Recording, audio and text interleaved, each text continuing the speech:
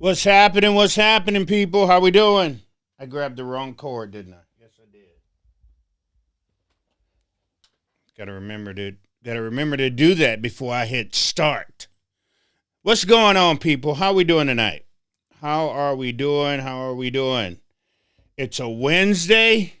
It's a Wednesday all day today. I hope each and every one of you had an awesome time. I just figured out the other day, well, my son just told me, which I didn't know I had. So I have a Twitch account. I don't know why. I don't know how I got it. That's why I tell you guys, when it comes to this stuff, I have zero clue. Stuff pops up, and I go, okay, cool. And I just leave it at that. I don't ever mess with it, don't ever touch it or anything of that sort. But anyway, just thought I'll share that with you just in case somebody's on Twitch or have Twitch or know what. I don't even know what Twitch is. Like I said, I found out about it when my son was here on Monday. We had a really good show on Monday. I enjoyed that knucklehead being here hanging out with me with everything. But then he showed me that. So, Dad, you got a Twitch. And I'm like, what's a Twitch? How did you get a Twitch? I don't know. I have zero clue how I got a Twitch. I didn't even know what a Twitch was. But somehow, some way, something happened and boom, I'm twitching. Didn't say twerking. I said I was twitching. This mic don't stop doing what it's doing right now, I'm going to be upset. I didn't put my stuff together. Hey, so just to let you all know, on Friday, so I'm going to put this out right now. On Friday, Brad Collier will be here in studio. So we're going to be talking about some things on Friday. We're going to be going over a little bit of his past that's going to come up. So I just want to throw that out there. So if you're not busy on Friday, please, ma'am and sir, come on and hang out with us. Like I said, we're going to be going over some things. We're going to be talking about some stuff, pretty much where we're trying to go and what we're trying to do, because I do believe that with the situation that happened with the election, I think Minnesota spoke very, very loudly.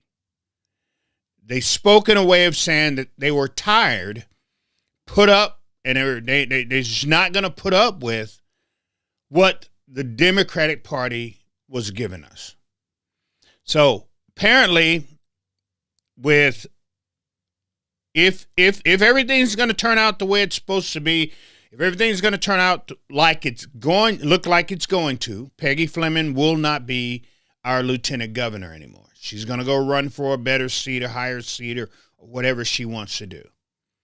So that leaves Tim Walz basically laying in the dirt, wounded, because he's wounded right now. I mean, we can say what we want.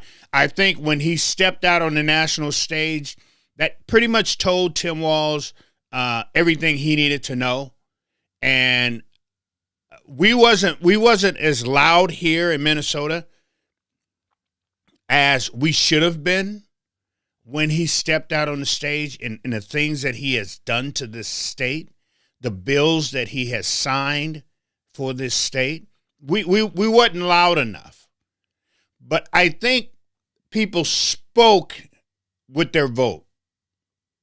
I'm hoping that's what it was. I'm hoping it was more of a backlash to say we're not going to deal with the things that the Democratic Party has given us. We're tired of your crap. And this is why we're voting for Donald Trump. Because I got a feeling that's what it was. Versus, oh, we love Donald Trump. Okay? I'm going to get into that in a second here. I listened to a video. I listened to a podcast today, and it was the host was awesome. I mean, I could listen to, I just found me a new podcast to do. I'm going to listen to his stuff again later on tonight. The person he had on his show was pathetic. But I'll go over that with you in a second. But let's stay on these slimy, no good, bottom feeders of a Democrats. Right? And that, I mean, look. You can sit there and say, well, Rev, you shouldn't be calling people names. Okay. I won't call names. What I'll do is give you an example and you tell me what you would call them. When you have a city council member who is knee-deep in fraud,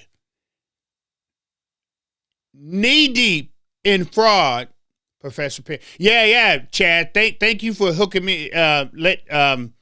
Put me on to that guy. I like what he had to say today. I really, really, honestly did.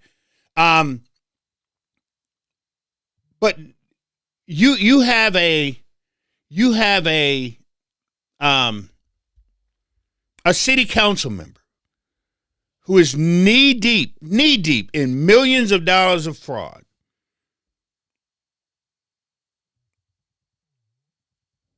And they can just walk around. They can just walk around like nothing happened. Like it literally, it's no big deal. I found him through Royce White. Okay. But they can walk around like nothing's going on. All of this money, bruh. All of this money. Everything that's happened. These crooks. So people sit there and go, you shouldn't call names, right? What would you call them? They know what they've done. So what would you call them? And the Democratic Party knows what they have done. Right now, there's a lady who broke into her in-laws' house. Let's make sure y'all understand this. And y'all tell me what you would call them. If I'm not supposed to call names, and I give you an example, tell me what you would call them. So right now, we have someone who right now is sitting in a seat at the state capitol who broke into their in-laws' home, created a crime, and they're able to sit right now. They're able to sit in a seat, and they're if that was a black woman, yeah, I'm pulling the race card tonight. If that was a black woman, and I'm going to tell you why I say that. John Thompson. Now, everybody hated John Thompson, but they hated John Thompson for what he was doing. Because he was loud, he was vocal, right? That's why you hated John Thompson. John was loud. Yeah, I was like, holy smoke. John was in your face. He was straight up. But I knew John Thompson. That's why I didn't run out on him. So if that woman, that white woman that's sitting there right now in the Democratic Party had been a black woman, they would have kicked her out like you would not believe. The Democratic Party would have kicked her out. I guarantee you.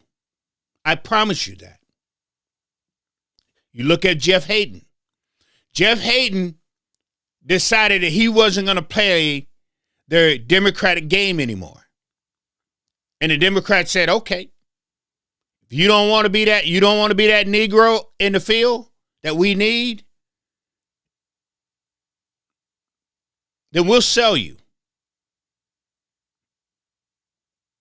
And they ran someone up against Jeff Hayden. And they got Jeff Hayden out of there. They sold Jeff Hayden off the plantation. Yeah, they did. That happened. Black man. They ran someone against the black man, got the black man out of there because the black man was like, I'm tired of doing what you tell. I need to do this, this, and this, and this. And they saw that John Thompson was going to be like that.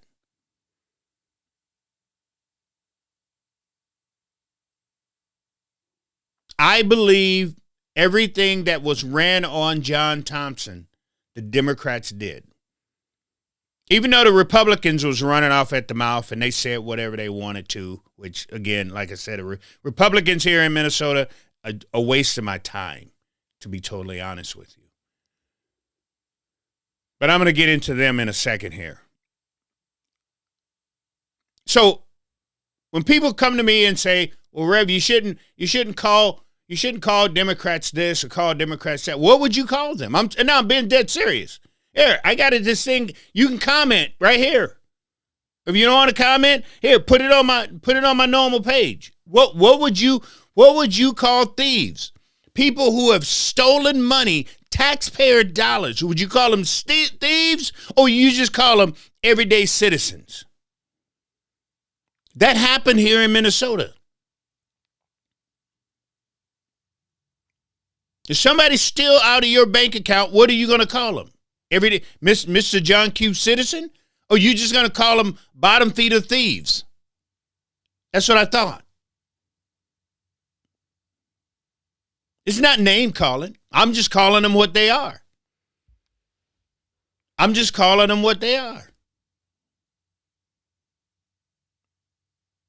You can't come to a country who have saved you from death, pretty much, and given you the life that been given to you. It's like this. Let's say I come to your house. I'm a bum. I'm out in the streets. I need a shower. I look just down rotten bad. And you say to yourself, you know what? I feel in my heart to be that good shepherd. I want to be a good shepherd right now. And you decide to bring me to your home. Feed me, clothe me, let me take a bath in your place, watch TV, hang out with you and everything. We'll give you a week. And that whole week, I'm stealing from your home. That whole week, I'm packing up. I got stuff in my pockets. I got stuff in my backpack that you bought me out of your home. Jewelry, change that you leave laying around. And after that week, boop, you say, well, you know, we did for you for a whole week. We tried to make you comfortable. We did all of this here, but we're going to take you to a shelter. And you take me, you drop me off at the shelter. You get home, and your wife says, you know what? I want to go out tonight, and those $5,000 earrings that she only wears on special occasion, she goes, I want to put my earrings on. And she opens up the box to put, and there are no earrings. How would you feel? That's what these people have done here to Minnesota. Your tax-paying dollars fed them, clothed them, brought them here, put a roof over their heads, cars, help, everything that this government could do for these people. And when they leave your home, they rob you blind. And there's nothing you can do about it. Because they're not going to get everybody. They're just going to scrape the top. They're going to scrape the top of the sludge. Just the top of the sludge. And then they're going to wrap it up and go, okay, we got enough people. But the money's not coming back. Tim Walz promised us a lot of money, promised us a bigger check than what we got. If them people hadn't taken all that money, we probably could have got a bigger check. But that's what your Democratic Party has done here in Minnesota. And people said we were fed up with the way the Democrats have ran this state to the point that this state almost went red. Now, I need y'all to keep that same energy. No, I need you to keep the same energy when 2026 rolls around. And you start saying to yourself, I need to put somebody in those seats that's going to make a difference. The problem I see with Peggy and Walz was nobody was there to hold the other one accountable for. Because there's no way, if I was lieutenant governor with Walz, there's no way in the world Walz would have signed some of the bills that he's in. No way in the world. We would have to have a knockout drag out for him to sign those bills, and that's the problem. That's the problem. Now, Brad Collier, the guy who's running for governor, I don't agree with some of the things that he agreed with. Just like he don't agree with some of the things that I agree with. I'm going to hold him accountable. And that's the problem. There's nobody up there that's holding these people accountable for nothing. Nothing. And we pay the price because there's nobody up there to hold them accountable.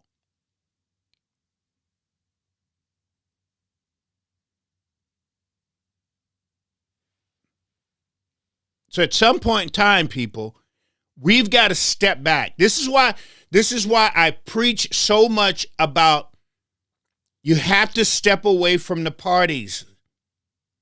You listen to me. You have to step away from your party.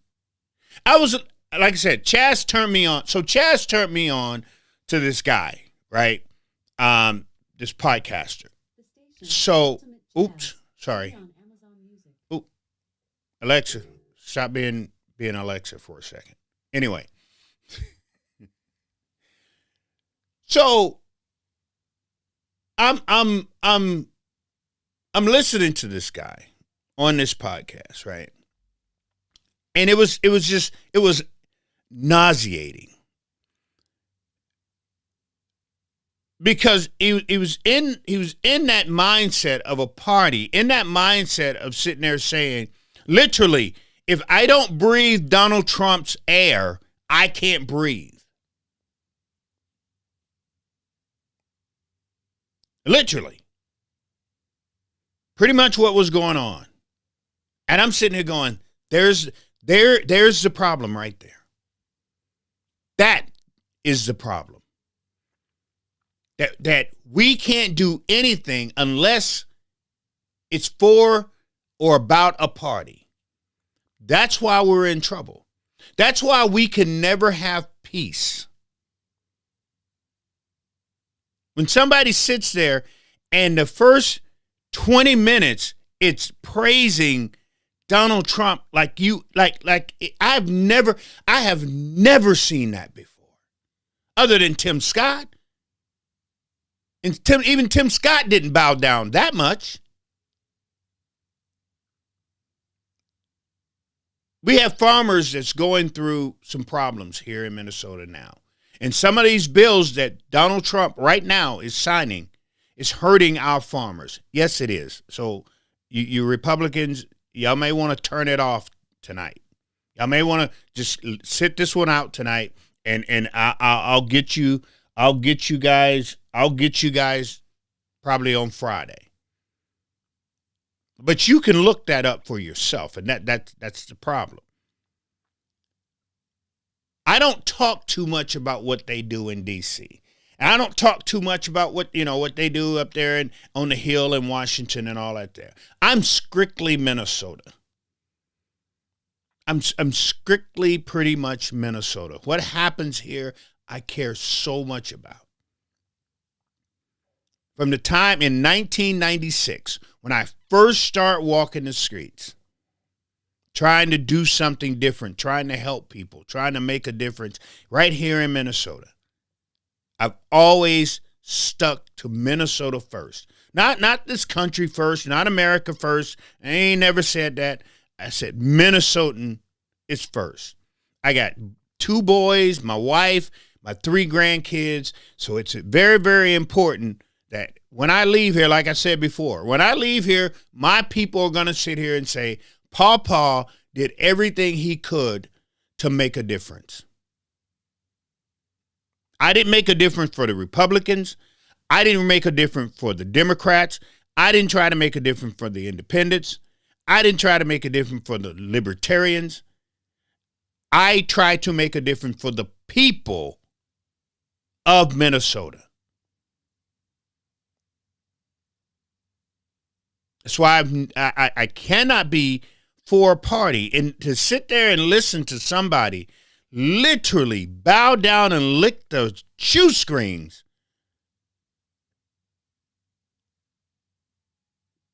That's why the Republican Party has a hard time dealing with a lot of things that go on because of the mindset.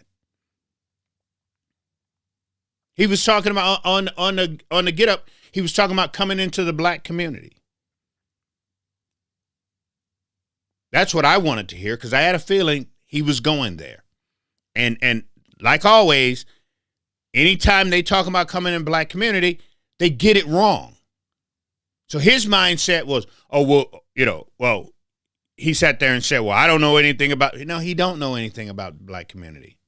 That's why I keep telling him, don't talk about the black community because you don't know nothing.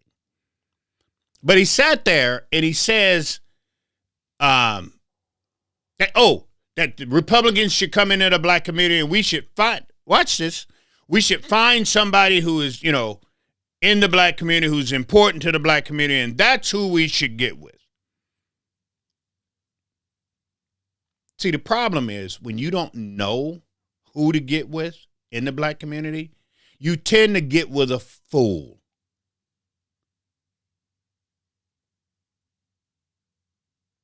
You tend to find the most foolish person out there to wrap yourself around. And then the Republican goes, see, we got ourselves a black.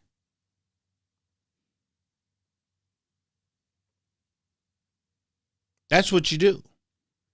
Instead of coming in and getting to know the community, getting to know what you're dealing with, getting to know what you see, getting to know the people who are hurting, getting to know the people who are talking can make a difference, getting to know. He sat there and said that. They just going to come in and pick somebody, and that's who they're going to rap and get themselves because they don't know anything about them. Exactly what I've been telling you for years. You have to start dealing with blacks like this right here, me. Even though you don't want to, even though you run and you try to do everything you possibly can do to get away from me, you have to. Because you don't know how to come in to North Minneapolis. You don't know how to come into South Minneapolis. You don't even know how to come into Hennepin County. It's not just going in and picking a black person and thinking that you've done something. You can't do the black community like you did the Somali. You know that little stunt y'all pulled right before the election? That little stunt, y'all know what I'm talking about. That little stunt you pulled right before. You can't do that to black people. That's not how it works. And the Republicans have never really been serious about dealing with black people. They just have not. If y'all think what Donald Trump did, that joke that that's why I was sitting back laughing. Talk about going into black barbershops. I thought that was pretty funny. Because Donald Trump didn't want all of us. Donald Trump just needed 15% to win. That's it. He wasn't going after all black people. He was going after 15%. That's all he needed. That's what to win. But here in Minnesota, what the Republicans have learned is if you don't take care of Hennepin County, if you can't get into Duluth, Rochester, and St. Cloud, it doesn't matter how red the rest of the state is, you're going to lose statewide elections. They know that. They know that. But because they can't bring themselves down to a level to say we're going to go and we're going to understand and we're going to go talk to people like Reverend Christopher so we can understand, because they don't know. It's just like when they try to pull off a crime bill. Like, like Walter Hudson. The only thing the Republicans, anytime the Republicans put out a crime bill, it's lock them up, law and order, and throw away the key. Those are their three main things that they decide that when we're going to handle crime, this is the three main things we're going to deal with, and we're going to write our bills around, which is ignorant. Walter got on a lady, a Democrat, who was sitting there talking about these kids are not bad. They're not bad kids. But Walter Hudson sees them as bad kids because Walter Hudson has never been around kids like that. He's never dealt with kids. He's never talked to kids like that. He's a Republican. Their mindset is lock these kids up and throw away the key and let them rot in jail.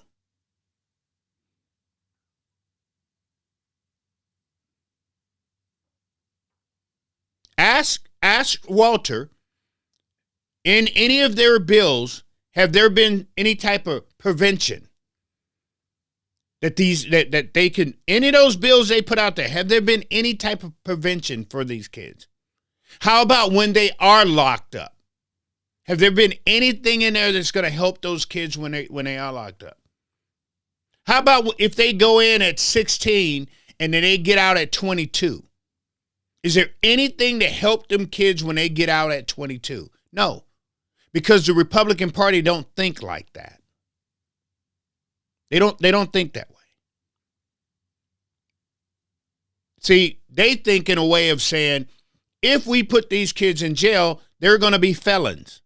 So when they get out, the minute they do something wrong, we can put them back in there again. That's the Republicans' mindset when it comes to these kids running around here doing the things that they're doing. They don't think about the trauma these kids are going through. They don't think about the low income, part of things. That now, kids live out there where Walter lived, where everybody's rich. Them kids, they won't have a problem. But these kids don't live like that. Half of these kids worry about when they walk into school, when they hear gunshots, they start running and things of that sort. Half of these kids have to fight through the gangs that's trying to get them to join the gang to get to school.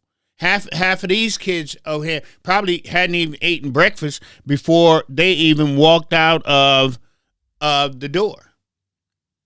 These kids are different than the kids that they deal with, the most Republican.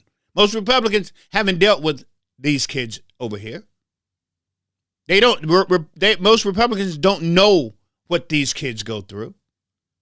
So why would they care if they just write bills to lock these kids up or write bills to give the Republican Party was so happy with themselves with giving these SROs the opportunity to bend these kids up like pretzels. They were happy with themselves.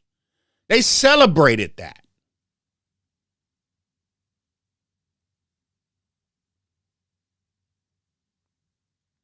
So the same community that this dude was talking about is the same community that the Republicans won't come in to understand how things work to get those votes. That's why I always tell Republicans, don't talk about the black community because you don't know the black community and you don't want to know the black community. And as long as you keep putting these crime bills together that basically targets the black community, you're not going to get votes. You're not getting votes out of Hennepin County. You're not getting votes out of Duluth, Rochester, St. Cloud. You're not getting them. Now, if you guys want to come together and say we need to learn how to write a bill to help with some of this crime that's going on, we want to be part of what's going on, I'm right here. But that's not what you want to do, because you feel that you have to pat the backs of these police officers, right? That's why Walter Hudson called my tweet disrespectful, because of what I said. I meant what I said. I meant what I said because I know what I'm talking about. Unlike some people have zero clue what they're talking about. Zero clue.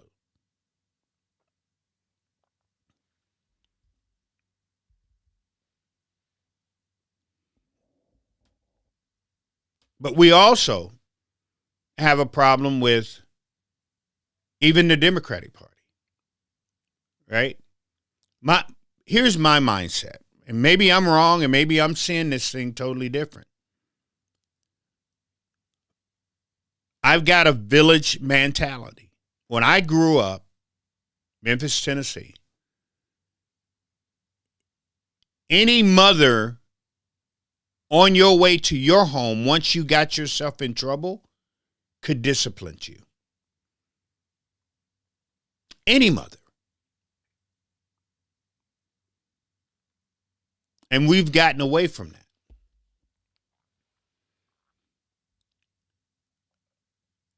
And I'm talking about not just disciplining people, but you're able to talk to your neighbor. You're able to deal with anyone that comes in your circle. You're able to open your circle and let other people in so you can actually have a conversation with them, actually talking to them. So check this out. This was funny. I thought this was pretty funny. Move the migrants to America. What was that? Move the immigrants funding to America's kids. Walsh. That would be one of things that we're going to talk about on Friday. Taking all these immigrants that's coming here. I don't know how many plus a day that we are taking care of, and they are doing things that they're not supposed to in your home. That money that we're using to call this place a sanctuary city will go to our Minnesota kids. Will go to our Minnesota kids. They tried to they wrote a bill. I think they took it off the table now because there was so much backlash to $15 million. I do believe they took that bill off the table because there was so much backlash. It's stuff like that. That if there wasn't any backlash on that $15 million, that bill would have went through. It would have went to Walls' desk and he would have signed that bill without a second thought. I will never, ever sign a bill unless it's for everybody. Everybody. Everybody. I'm not doing that. I'm not working like that. I'm not believing like that. I'm not seeing like that. We all have to work together. This have to be a situation where, like I said before, I'm not saying, hey, you need to vote for Rev because he wants to go up there and work for you. I don't want to work for you. I need to work with you. I need to know. I don't know what Peggy Fleming did the whole time she was up there. Never seen her out, never seen her doing anything. I have no plans on sitting behind a desk. North, south, east, and west. Traveling all the time. Talking to the public. Talking to the people. What do you need? How can we help you? What can we do to make a difference in your life starting today?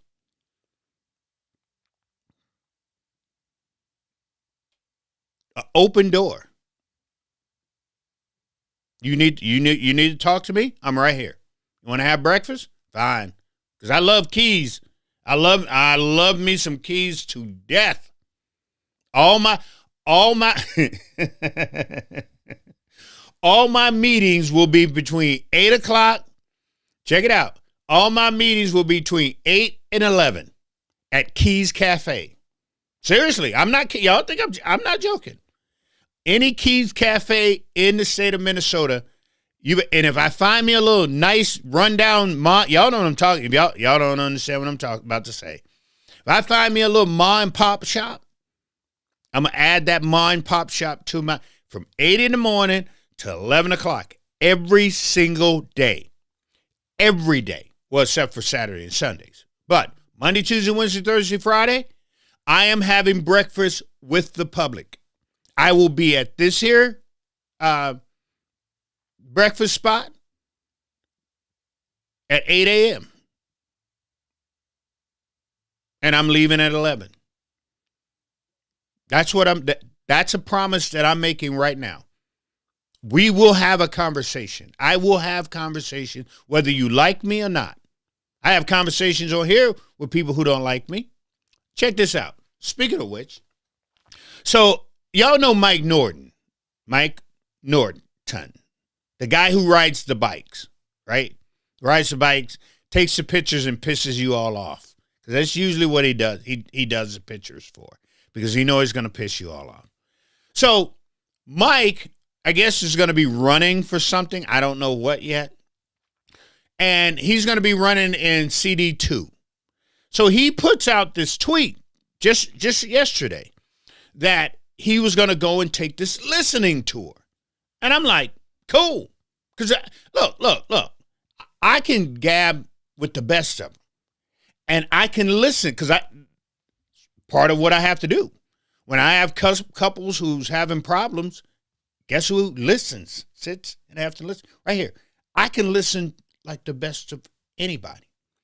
So me being me, going, cool. Hey, dude. And I said it to him. Hey, dude, I would like to take that listening tour with you. We can both go around and we can, just team up. I thought that was pretty cool, because I always reach my, whether you're going to shake my hand or not, I'm going to reach out to you. Whether you like me or not, I'm going to reach out to you. Like I told you, Walter Hudson's mad at me, but I still talk to Walter any chance I get. Kip from the Republican Party said a lot of Republicans don't like me because I shit, but I still reach out to the Republicans. There are Democrats that will not see my name and number show up on their phone or whatever and act like their phone isn't ringing, but I still try. So I said to Mike, hey, Mike, let's get together, man. That sounds cool. Let's get together. I'll hang with you. You don't have to roll by yourself.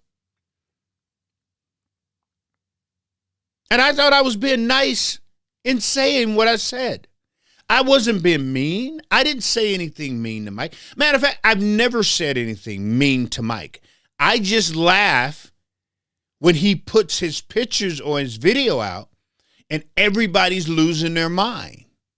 Because I know what he's doing. That's the only reason I was laughing. I know what he's doing. I know where he's going. The loon omelet at Keys is fire. I'm going to have that. Chaz says the loon omelet. But Mike hits me back with this tweet that says, basically, no, Rev, I would tell you what it was. I forgot to hit a screenshot of what he said. Unfortunately, he deleted what he said. I forgot. I should have got a screenshot of it because I should have known. I didn't think Mike was that type of person that goes back and delete disrespectful things that he says towards people. But I know now that if I talk to Mike again, to screenshot anything that he says. But he went and he deleted it. But basically what he said, watch this, seriously, what he said to me was, I don't know, Rev, you yell too much. This is how I talk. This is just me. And if I get amped up a little bit, yeah, I get loud. But I'm not going into a town hall. I'm not going into somebody's home. I'm not going and yelling. But that's what he says. And that kind of reminded me of Samuel L. Jackson with the halftime show with Kendrick Lamar. Samuel L. Jackson told Kendrick Lamar, don't be so loud and don't be so ghetto. Mike Norton basically told me, don't be so loud and don't be so ghetto. That's what he was saying. Be one of those easy riding type Negroes. Now, I can't ride with you, Rev, because you loud. You ghetto. That's pretty much what he was saying at the end of the day. So I got what Mike was saying. Because if I put my hand out to you, what makes you think I'm going to go out? So he's basically sitting there going that I'm going to go out and act a fool. That's pretty much what he said. That I'm going to go out and act a fool. I'm going to be loud in front of white folks. I'm going to be ghetto in front of white folks.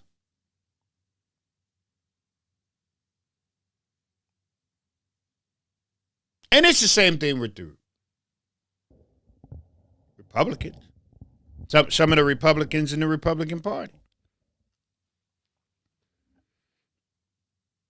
See, I've got to be like Walter Hudson in order for them to really like me.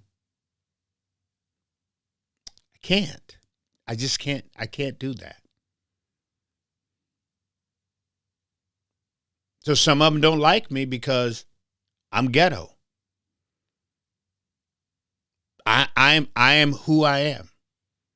I am Roger Lee's son. I am Irma Lee's son. I can code switch, but I can't fake who I am. I cannot fake who I am. Oh, I can get on the phone real quick and start being somebody that I'm not. But in person, I cannot turn this off. And Mike Norton basically was telling me, if you come hang out with me, Rev, you got to turn you off. You got to be a soft-spoken Negro. You got to tap dance in order to be around me. You can't be loud. You can't yell. Samuel L. Jackson said that to Kendrick Lamar. In order to gain acceptance from white folks, you can't be who you are. That's why y'all have never seen me change. You have never seen me change. You have never seen me do any different. You have never seen me act any different.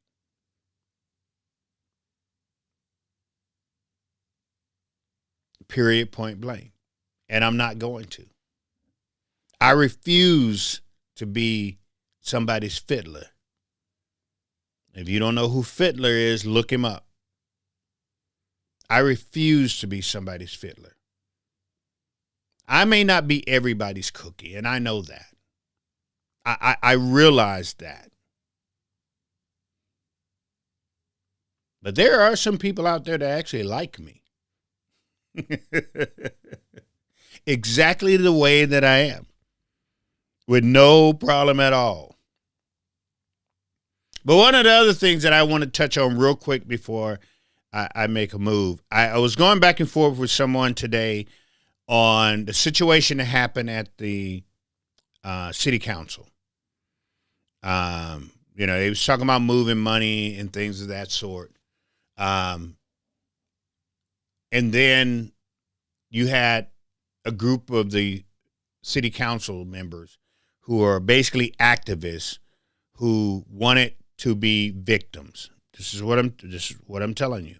This is one of the reasons why I can't hang in the Democratic Party, because I refuse to be a victim or act in a way victims act at all. That's why I can't be in the Democratic Party.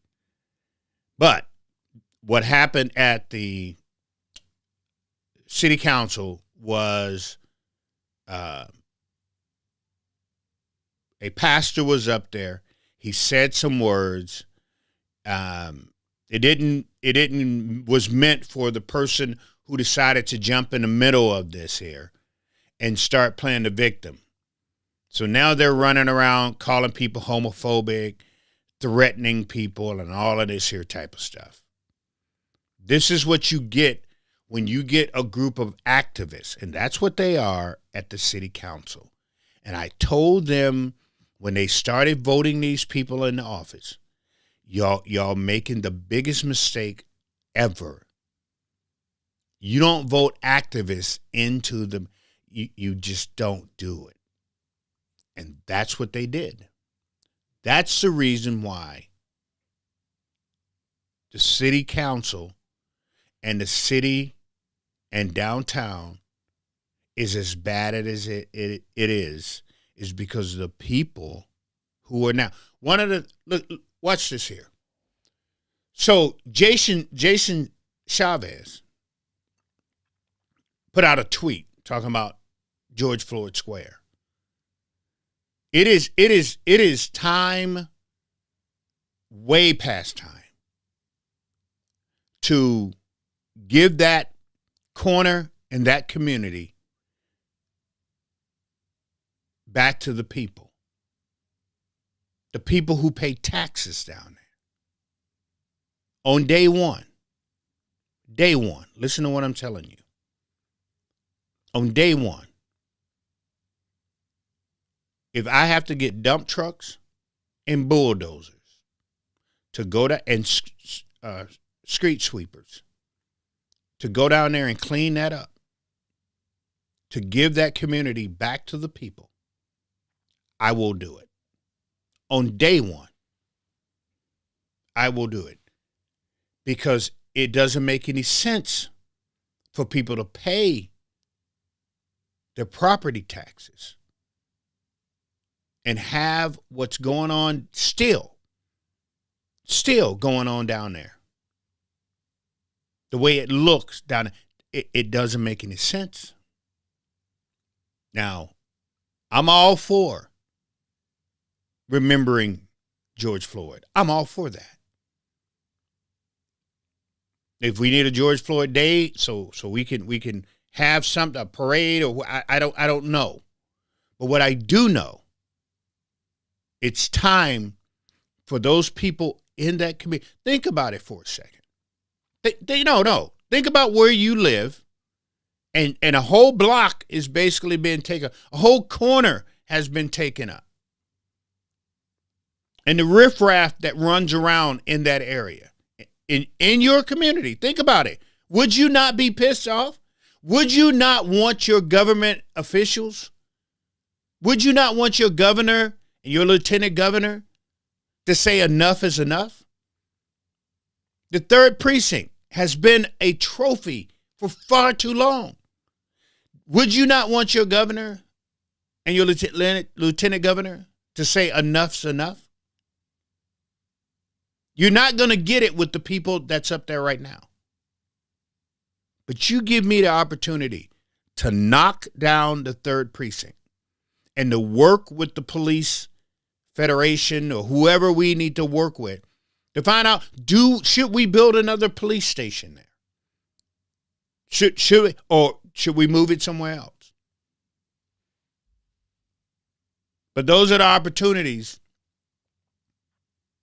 that are on the table. But those things have to get done. They have to get done. Again, also working with our farmers. I want to sit down with every single farmer that we have here in Minnesota. I want to make sure that the ma and pop little farmers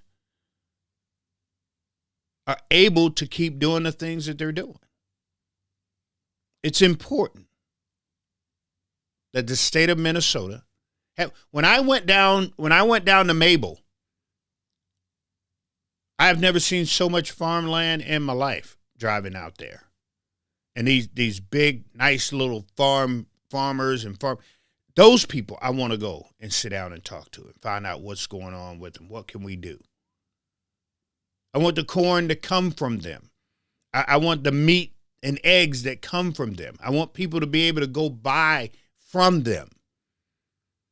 That's how we make Minnesota economy better, when we start buying locally from these people. I want to push that. You haven't heard that from Tim Walz. Tim Walz ain't been pushing our farmers.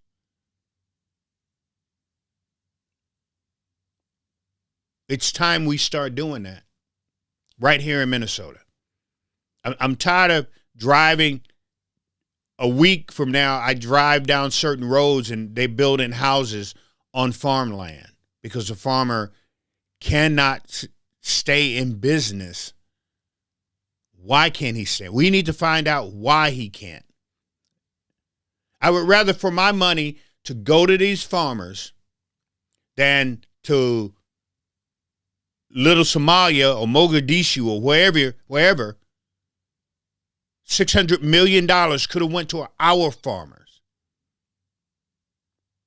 Think about it for a second. These are the things that we're talking about. Minnesota first. Minnesota first. Almost $1 billion could have went to our farmers who are struggling. But because that money right now is sitting in overseas, our farmers hurt. What do you say? Big Ag taking over. Big Ag taking over. I talk with small farmers at Farm Fest. Yeah, that's what I'm talking about. And a lot of people don't think about that. A lot of people don't think about the farmers and how they're hurting and what they're going through right now. The very farmers that could be feeding Minnesotans right here, right now.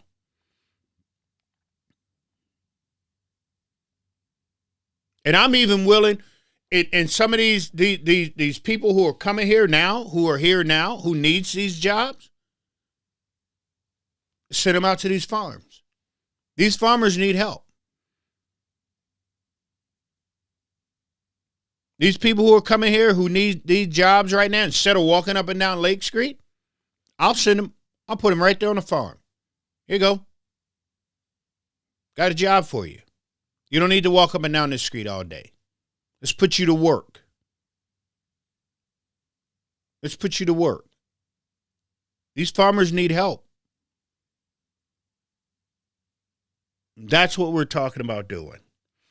No if, no ands, no buts about that. But you don't see this city council doing anything. And I don't understand. I mean, to me, I'm just saying to me, maybe I'm overstepping my bounds, but I think the lieutenant governor should be down there in the city council meetings. Be sitting there listening to what they're talking about, listening to what's going on. I think the governor should be sitting with these here mayors of these cities,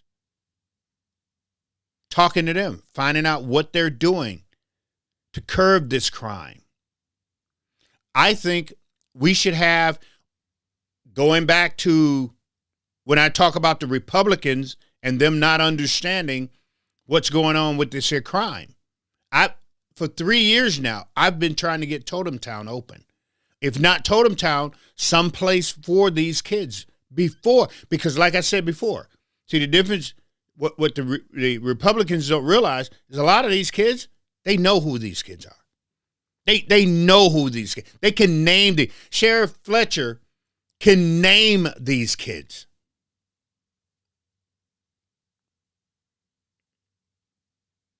We watched the video. Walter Hudson did. Walter Hudson posted this video of the police chasing these kids. And the car literally goes over the side of the bridge. The kids get out and start running.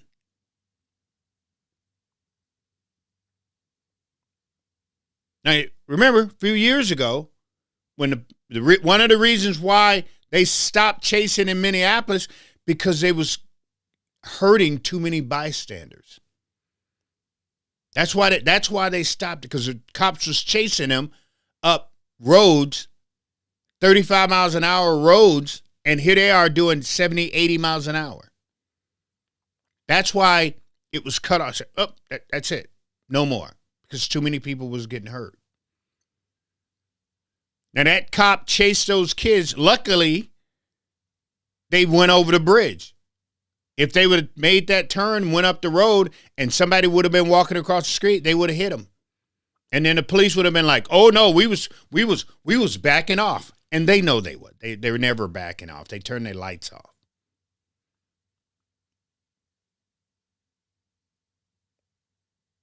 But they knew who they can tell you who was in that car.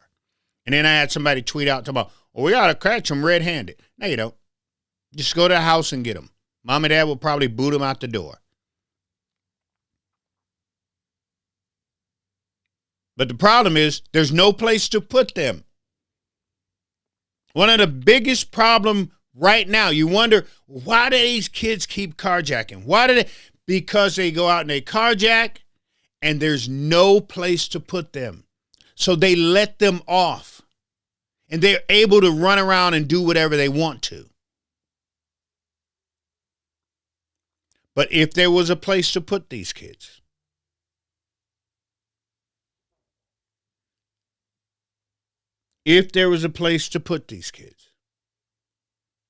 things will be different. Things will be different.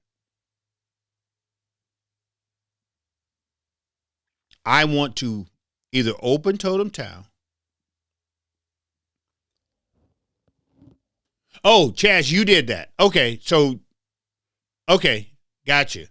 Chaz shared that video. So it's on Chaz's page.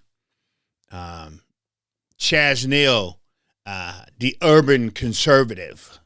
Chaz, y'all need to check because you're talking about some information. I watched Chaz, and I'm gonna get on him again because I don't know why I don't get a whatchamacallit when you go on live.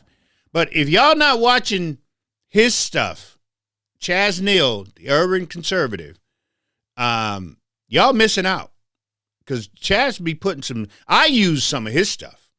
When, I watch his stuff in the morning and go, okay, I use some of his stuff. But y'all need to check Chaz out. Because he does the same thing that I do. Chaz and I have worked together on a couple of projects and things of that sort. We tried to buy a building And this is what a lot of people don't understand. But Chaz tried to buy a building to house some of these kids, give them a place to go, right? And you would think that if someone's going to put their time into doing this, number one, the banks, or even the governor or the mayor or somebody in Minneapolis would have came out and said, let me see what you're trying to do. How can I help you? It doesn't work like that, people. So now these kids are running around doing whatever they want because they have no place to go. But Chaz tried to get a building, right? Yep, right there on Broadway, right over there on the north side and everything. Tried to get the building. Matter of fact, I think that's the building. Yeah, because I put a 911 out, and we tried to raise money for that building. Couldn't do it. Couldn't get it. But yet, watch this. But yet, millions of dollars go to these organizations that call themselves doing something in Minneapolis, and they don't do anything. Yes, sir. Millions of dollars go to these organizations. That's another thing. I will make sure we know where your tax money is going. Millions upon millions of dollars go to these organizations in Minneapolis, and nothing has been done about it. Nothing. I will tell you where your money is going. I promise you that. I promise you will know where your money is going. And if it goes to, if I see it's going to a failed project, it will not be signed. It will not happen. It will not happen. Because that money can go back to your everyday citizen. And if I give your everyday citizen money, I expect the everyday citizen to take care of the poor. Because everybody always complaining about the government is too big. The government is big because the government has to take care of some people, poor people, homeless people, veterans. So if we shrink the government, then that means the people have to step up and do exactly what they're supposed to be doing as Christians. Hold on, let me say that again because I'm sure a lot of people miss that part. If you shrink the government, then the Christians have to step up. Am I my brother's keeper?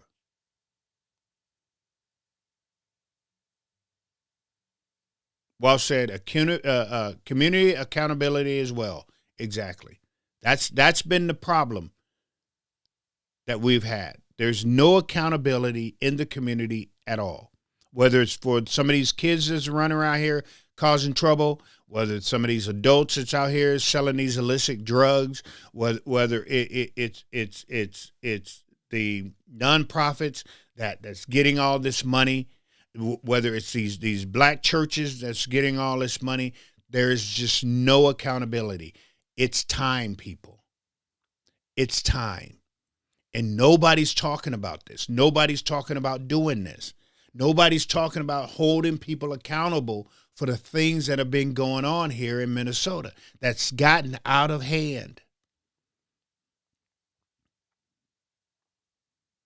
I mean, people get upset at me because I believe that no boys belongs on the same basketball court, soccer field, volleyball court, softball field as girls. Let me make sure y'all understand what I just said. No boys and girls sports. I'll stand on that. I'll stand on that every single day, no matter what anybody says. It's just not happening. I've got a granddaughter, and I tell you, if I take my granddaughter and my granddaughter, what was that pole vote? My granddaughter won a pole vote. and she's going up against women, and some dude walk out of there, or we're taking her little stick and we're going home. We're not doing that. And that's the problem. When these girls start walking off of the competition floor and saying, we're not doing it, that's going to stop that. But as long as they're competing against these people, you're going to lose anyway. No, hold on. If you're going to lose anyway, then why stick around? Think about that for what I just said there for a second. You're going to stick around just to be a victim so you can complain. You know the outcome. Walk off the floor. Don't be that victim.